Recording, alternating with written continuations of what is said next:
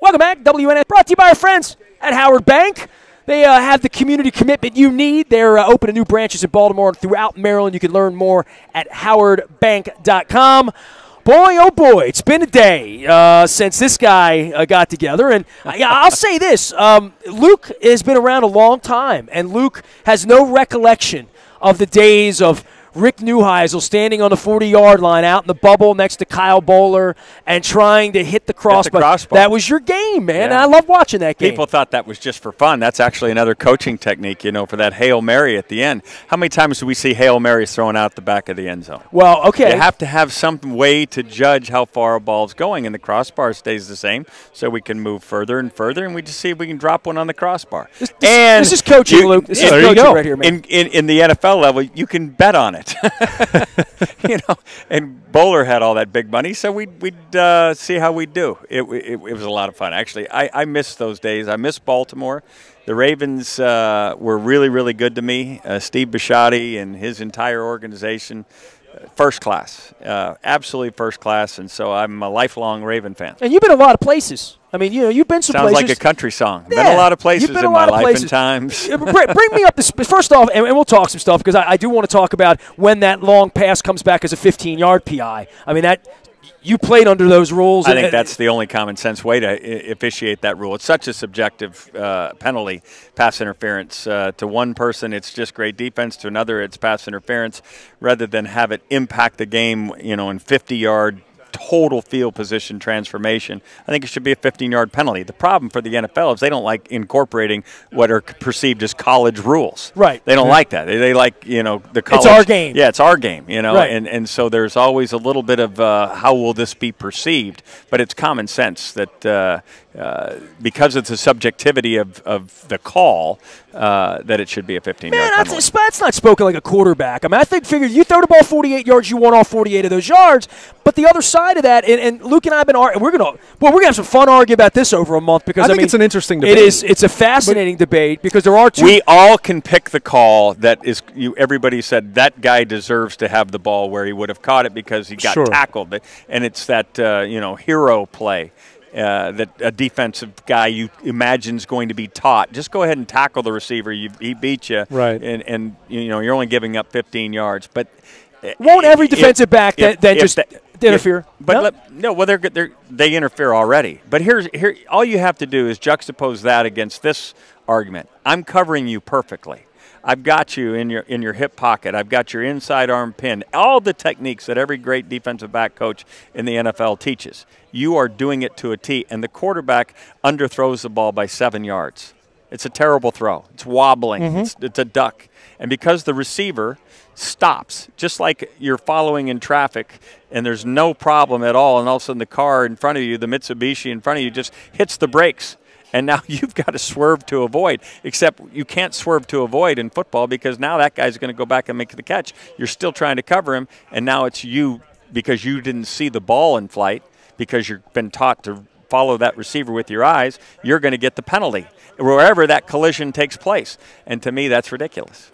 Why not review pass interference? Not that I'm not looking to throw a monkey wrench into this, but if you're going to have 50-yard penalties and that's the way the game – because I don't think they'll go to 15-yard. By the way, I'll throw my nickel into the slot right now and say there's no way this is going to happen. I don't believe they'll adopt it for a lot of reasons. But why not review that?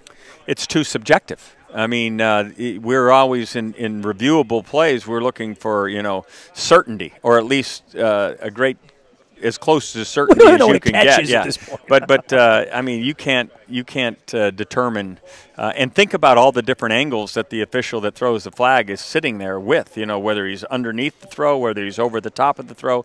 I mean, as we move a camera around what took place there, we can get a lot of different opinions as to what actually happened.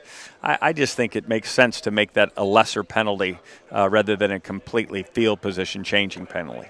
Rick Neuheisel, our guest, former Ravens coach, and now living the good life out in Scottsdale, as they say, and talking about football and talking about football. Yeah, haven't lost a game since 2011, Nestor. Feels good, doesn't it? I miss it. I miss coaching. The relationship with both coaches and players is unlike any other because you're in it's like you've been given a secret mission dossier, and you've got to go figure out how to make it happen, whether it's win a division, win a conference, win whatever. You've got to find a way to make it happen. And when it comes together, it's magic. And you want that feeling again. You're desperate for it again, which is why it's easy for people after they win championships to go back to work the next day and say, let's do this again. I want more of that. What's the toughest part about the job that you wish outsiders understood or could at least get a better idea of? Well, it's not all fair, right? It isn't apples to apples in terms of what you've got when you line up to play. But fair is where they give a blue ribbon to a pig, right? It just doesn't exist. So you come to grips with that. In particular at the collegiate level. The NFL is not fair either, but at least there are 32 teams. They're all given a salary cap, and how they manage their cap is different and so forth. But every college has a different resource. We're in Maryland in the Big Ten right now. Good luck. Yeah, but Maryland, as a Big Ten member, is now going to get somewhere between $45 and $50 million from television revenue, which gives them a huge jump start on maybe what would have been the case had they stayed in the ACC. So to me, there are advantages, and now it's how you use and cultivate those resources to create advantage for your program and build it. But it's the challenge. It's about how to take what you have and make it enough to be successful by your own definition.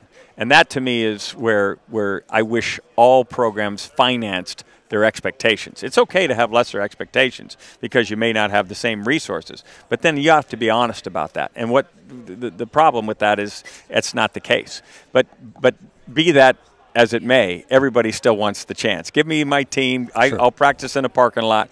I still think we can line up and beat you guys. Interesting with you at UCLA because, that's the best and the worst of times. In the last time since I've seen you, you didn't know my wife had battled for her life a couple of times. We were watching you. Giving her all our prayers. Yeah. What a fighter. She's awesome. And, you've gone on your journey.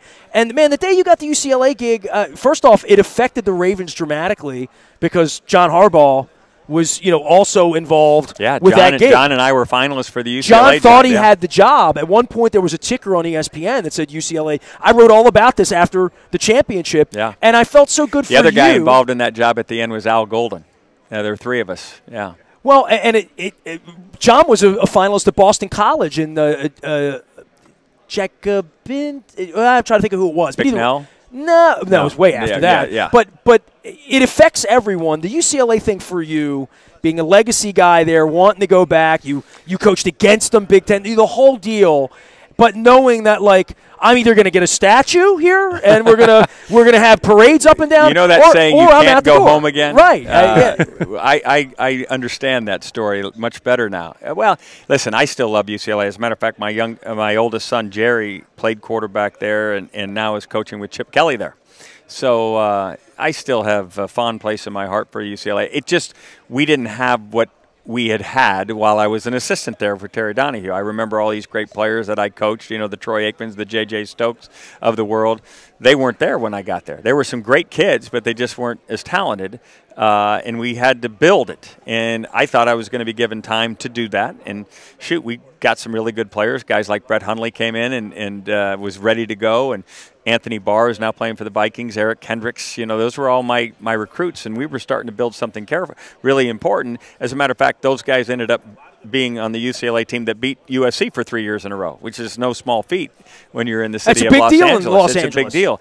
Unfortunately, I didn't quite make it there. It was like Von Ryan's Express. Remember the old Frank Sinatra movie? He gets everybody on the train. They're all moving outside. Unfortunately, he gets gunned down. And I just got gunned down right before we got to the finish line. But from an emotional standpoint, that job was different for you when you try to go home again. It was home. It was what I wanted. It was what I and given how I had been excommunicated from college football before coming to the Ravens, it was hey, I'm back. I get this chance again. It just wasn't as quite a happy ending as I had hoped. But I'm thankful for the opportunity and thankful for all the things I've gotten to participate in as either a coach or a player in this great game, and now I'm doing a little broadcasting and being able to share what maybe a peek behind the curtain. Man, you know, you made some money, you got some sunshine, you quarterback, you coach, and you strum the guitar. So, like, you've got you've got a built-in sort of meditative. I know 30% of every song, Nestor. I just hope it's the 30% you want to hear. I wonder if any video existed that night that we all. There were a lot of pictures, but it wasn't. Luke, quite, are you aware of this? This actually happened. Do you know the story? I'm not sure. Tell a story, Rick. Well, this guy, you know, he's the entrepreneur. He's got more deals shaken than Carter has pills. He gets us this fundraiser out at the Hard Rock. We did it at the Hard Rock down at the harbor. At the harbor, well, right? Billy, the story really is that I used to do a warm-up show with Rex Ryan and Brian. We would do a kickoff dinner. I mean, Mike Pettin used to do it with us. It doesn't go back to Marvin, but it definitely goes back to Rex. So every year in late July, that 5-day period before Westminster, we would do a steakhouse event. We'd raise some money for diabetes, for Ed Block, for whatever it was. And Brian... So Billick says Neuheisel plays guitar. We're going to get him up there. And Chris Furster, sure, also, who was our offensive line coach, also played guitar, which you never knew that about. He was all business. I mean, but all of a sudden, he could really play. I mean, he could really play. He played for a living in college. He was a good... You were... quarterback, pretty girls, and all that. He sat on the bar stool. I had 3 chords and the truth. That's what I had. Furster said that he would sit on a bar stool and have a jar, and that's how he made money in college. So that's how good he was. He did it professionally, literally. So it was Eddie Lauer and Paul Lamantia and Rick and Chris Furster, and Gary Zahner was featured on backup vocals, and once Billick got the second... Gary Zahner knew the same 30% of the songs that I knew. He was big with the lyrics. But Zahner was big into yelling out requests, as I remembered. So you guys all knew... Let's go through it. Beatles, Eagles, Brown Eyed Girl. A little bit of... it was all that... You know, that Poco era. Yacht rock. Amy. Yacht rock. Back when you were in college in the 70s. Exactly. It was all sweet sounds of southern rock, country What year music. were you, 83? UCL 84? Last year was 83, yep. All right, so I don't have Wikipedia. We're contemporaries. I've read the bio on Neuheisel, you know. I mean, But San Antonio Gunslingers. You pick a song from the Eagles, from any of those genres, we could play 30% of it, and we just, it was a 2-hour medley. It was just a you know kept moving. Moving. But Zahner was yelling out "Brown Eyed Girl," and Billick got up and sang "Brown Eyed Girl" with us. I don't think there's any video, though. I mean, there are a lot of pictures, but no video. Billick got up to sing. There definitely was no video. He would have seen to it. It was late. He would have seen to it. It was time. He was the head coach. That was turn out the lights. The party's over. He would have seen to it. Some thoughts about the league and the NFL as you knew it, know it. You were involved in college football a lot longer than the NFL. Right. You're here at the NFL Combine. You were a kid that was a lot different when Neuheisel wanted to play in a league coming out of UCLA 35 years ago. This thing it's an amazing thing the league has done to become so, not 365, but 351. They take a week off in July and a week off in February, literally. They've figured out how to make these all revenue streams, right? The Combine's a revenue stream. The draft is a revenue stream. The all pieces of it. And in some ways, it can jade our opinion of the league because it seems so business-oriented and they're peeling the onion in so many different directions. But it's still the best of the best. It's still where the finest football is played, where the elite guys come together and try to. And I think, you know, whether you're a Patriot fan or not, you had to really admire what happened with Philadelphia winning that crown. It had been so elusive, and how the city celebrated it, and what it means to a city, and bringing people together. Bringing people together. It's a magnificent tool for that, and it's also magnificent to be a part of a team, which is why I miss coaching every day. To be a part of a group of guys that have this single cause, single mission, and if you get your really good players to also be really good people, then it's magic, and it becomes so much fun. And I enjoyed that process with the Ravens. We came close in 2006. We had a 13-3 record, and Steve McNair was playing like his old self, and we got into a game against the Colts that as the 2 seed, right? And nobody scored a touchdown. And we had this play built. These are how memories haunt you. 12 years later. Todd Heap is supposed to go over the ball. It's a 3-by-1 formation. We're lined up on the left hash, and the Colts, as we all remember, that Tony Dungy defense was Tampa 2. So that Will linebacker was kind of a robber. He was reading quarterback's eyes. I think Cato June was the guy who was playing the position. So Todd Heap was to come in to the middle between Mike and Will. And if Will squeezed him, then the read was to go backside to the X receiver or lay it off to the back, who was going to run what we called an M route, meaning not a full swing where he's running laterally to the sideline. Just start like that and then start downhill so he could catch it with his shoulders headed towards the end zone. I think we were on the 3 or 4 yard line. And I made the point during the week to Todd, you cannot go past the Will. Because if you do, you're going to bring the free safety over here. Well, Todd, as all great receivers have the instinct to find an opening, here came Cato June to him, and Todd slid behind him, and Steve followed him. And by following him, he didn't realize he was also tracking him with his eyes, which brought the free safety directly to what I had predicted could be the case and was the coaching point, and the free safety made the pick. And we end up losing a game 15-6. Yes. 15-6. And had we scored that touchdown, the way our defense was playing, I'm absolutely adamant we win that game, and it's us hoisting the Lombardi Trophy that year. I took that loss as hard as any. I mean, even the Cundiff miss later on. It was because the finality of it all. I mean, you're on this ride, this really fun ride, and you guys know how good Baltimore is in supporting their Ravens. I mean, they were on the ride with us. It was college again for me. The passion that existed in M&T, you know, it was just too good to be true. And the finality of it's over. And we're done. Everybody going home. I'm like, oh, it was crushing. It was crushing. And you don't know when you're going to get back there because the teams all get remade. The business of it requires machinations and Brian's people unemployed moving 52 weeks later. Literally. Well, yeah. I mean, after 13-3. I literally got the UCLA job the day before all of us were let go. I got off the boat literally as the Titanic hit the iceberg. You know, I feel badly about that, but that's the nature of this business. So when you get to the pinnacle or close to the pinnacle where you can see, it is the ultimate gut punch to not finish. He is Rick Neuheisel, now with, let's say, CBS and with Sirius, right? And still do college football on the weekends. Yep, here's a question, and I don't think I've ever really asked anybody this, but I should make this the question that I ask all guys like you. Do you prefer the college game or the pro game? Or, like, if you weren't working and later in your life and you're just golfing and doing whatever, strumming a guitar, what would you put on first? There are portions of the college game which I prefer.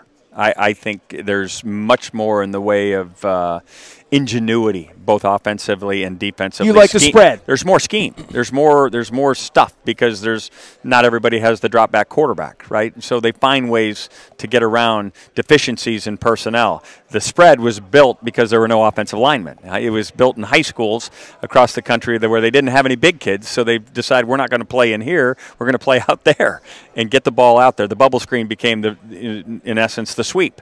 You know, can't block the Green Bay Packers sweep, so let's run a bubble screen, and that was the birth of the spread. Get by on your quicks. Yeah, exactly. So, but I think there's so much more ingenuity.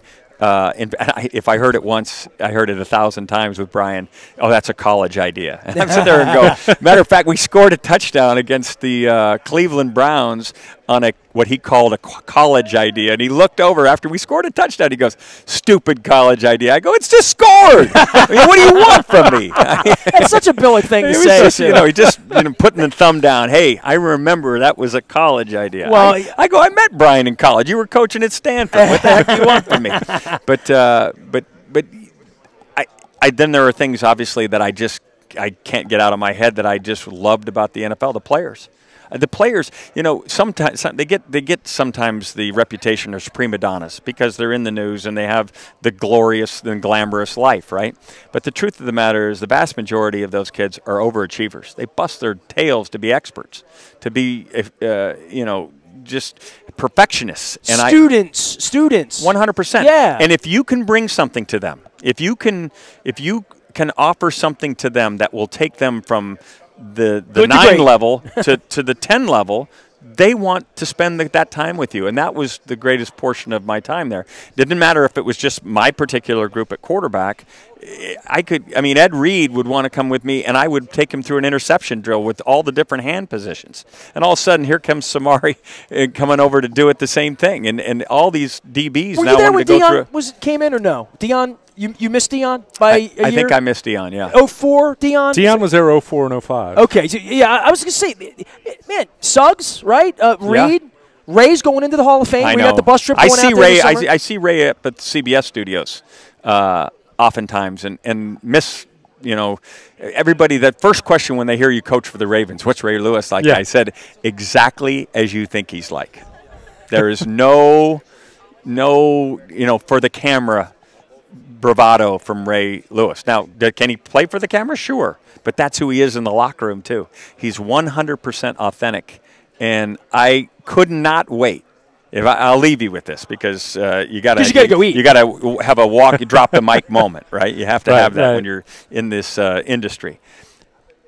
I couldn't wait as a Baltimore Raven coach, especially at a home game, to leave after the final comments had been, where guys are going out for the pregame warm-ups, and we all remember Ray and the pregame warm-ups.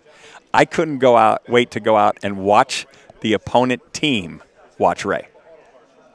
I could tell we were going to kick their tail because they were mesmerized by the guy. Right. They would all come down to that side of theirs and all point and all sit there and put their hands to their mouth as they're like, ooh, you see that guy?